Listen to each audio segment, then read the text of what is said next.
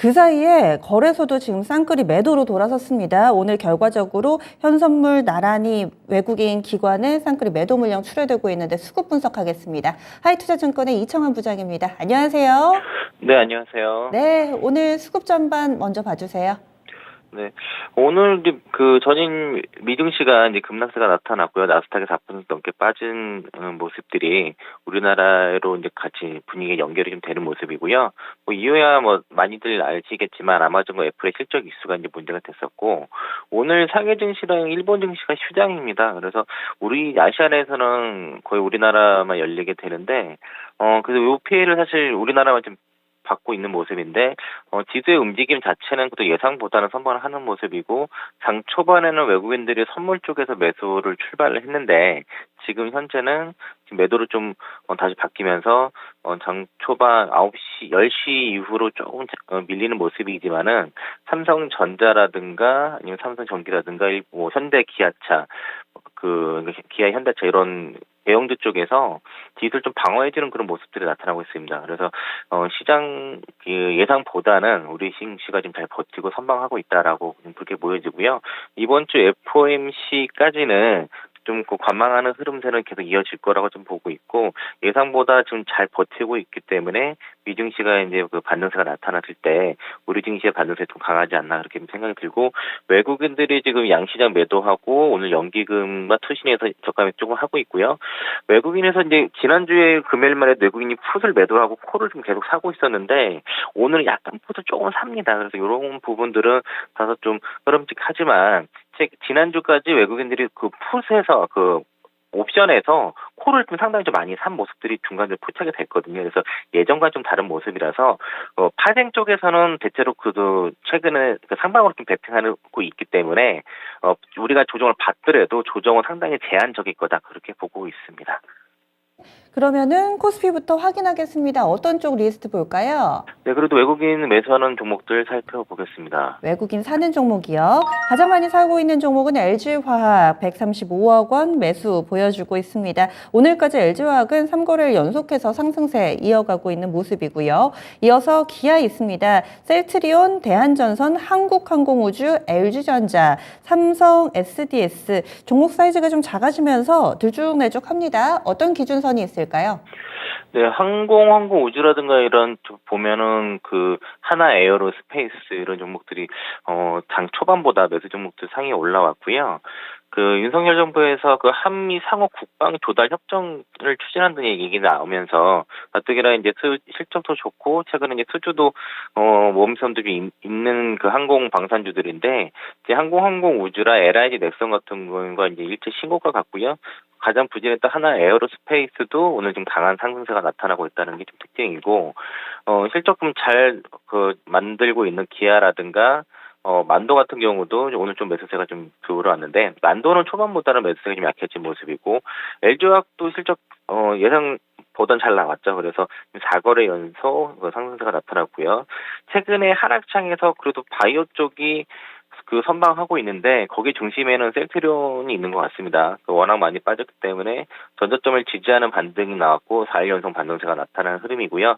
셀트리온 쪽은 저가 매수세가 좀 들어왔다라고 좀 그렇게 보고 있고, 삼성 SDS도 실적이 꾸준한 회사인데 실적 대비 상당한 저평가다. 이게 이제 오버행 이슈가 있다 보니까 좀 빠졌는데, 실적 대비 저평가 밸류에이션 매력이 부각되면서 최근에 좀 하락장 지수가 좀 조정을 받는 와중에서도 상당히 시장 대비 강한 모습들이 나타났다라고 볼 수 있겠고, 반면에 이제 환율이 워낙 1260원대를 다시 복귀하다 보니까 시총 상위 종목들 중에서는 삼성전자, SK하이닉스, 삼성전자 우선주 이런 반도체 쪽 종목들은 오늘 매도가 나오는데, 그래도 삼성전자가 지난주 구매를 4% 올라오고서 오늘 그래도 약보합 수준으로 지금 상당히 선방을 하고 있는 모습들이 그래도 뭐 시장에 버티면 되고 긍정적이다라고 볼 수 있겠습니다. 네, 다음은 코스닥입니다. 이쪽에서는요.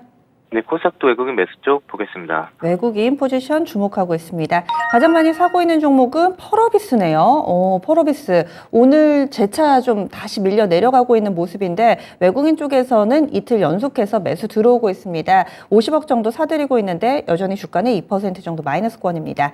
G2파워가 두 번째고요. 상장한 지 얼마 안 된 종목이죠. 오늘 또 호실적에 주목받고 있는 골프존도 있고 위메이드, TCK, 에코프로, 파라다이스. 이쪽도 분석해 주세요. 네, 펄어비스라든가 좀 뭐 아래쪽에 이제 게임즈 쪽 매수가 좀 들어오고 팁시라든가 로봇 관련 종목도 좀 매수가 들어오네요. 스맥이라든가 그리고 반도체 소재 쪽에서는 실적이라든가 수주 그 증설 이슈가 있는 TCK 쪽 매수가 들어오고 있고요.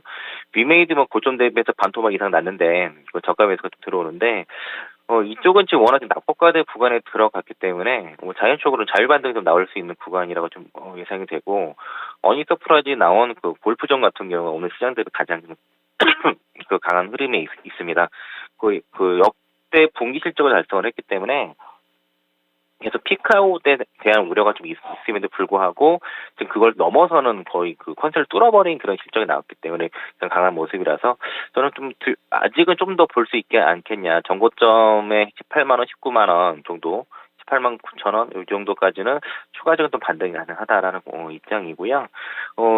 그 매도 쪽에서는 임플란트 쪽에 오스텍 임플란트인데 지금 그 4월 수출 데이터가 임플란트가 상당히 잘 나왔음에도 불구하고 오스텍 임플란트 나오는 거는 그 매도가 나오는 거는 어쨌든 패시브 자금 쪽에서의 그 매도기 때문에 이거는 이제 그 실적과 무관하게 지금 그 수급에 의한 그 매도거든요. 그래서 오스텍 임플란트는 그 패시브라든가 ETF 자금들 매도가 다 끝나게 되면은 실적 모멘텀 바꾸선 다시 우상향 전환 가능하다고 봐서 갖고 계신 분들 좀 더 버텨볼 필요는 있다라고 좀 보고 있고요. 에코프로그램을 포함해서 2차전 소재라든가 오늘 그 코스피에서도 그렇지만 기판 쪽 종목들은 좀 시장 대비 그동안 많이 올랐기 때문에 최근에 계속 차익 매물이 나오고 있는데 그 대덕전자를 좀 바로미터로 봤을 때 지금 그 대덕전자 빼고 다른 PCB 기업들이 지금 주가 좀 꺾이는 모습이거든요. 우리 코너에서 말씀드렸던 심텍 같은 경우가 그 예전에는 시장 대비 가장 강하다가 최근에 약한 모습인데 심텍은 이거 모건스탠리발 대차장고 이 공매도 이슈가 좀 있는 것 같습니다.